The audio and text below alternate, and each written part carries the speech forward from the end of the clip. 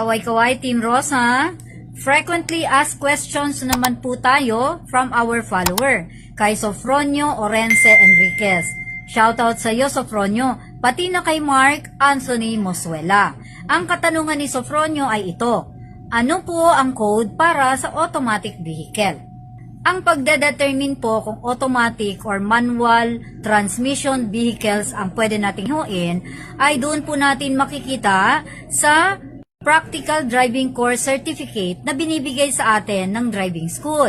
Kung napapansin niyo, nakalagay po dyan dalawang column, MT and AT. Halimbawa, nag-apply tayo ng code B, tapos naka-indicate na MT.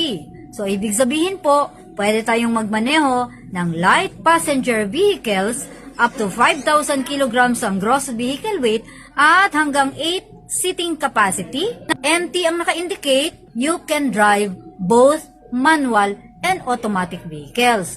Pero kung automatic transmission vehicles lang ang ating alamanihuin, ang PDC po na ating kukunin ay dapat may naka-indicate lang na AT.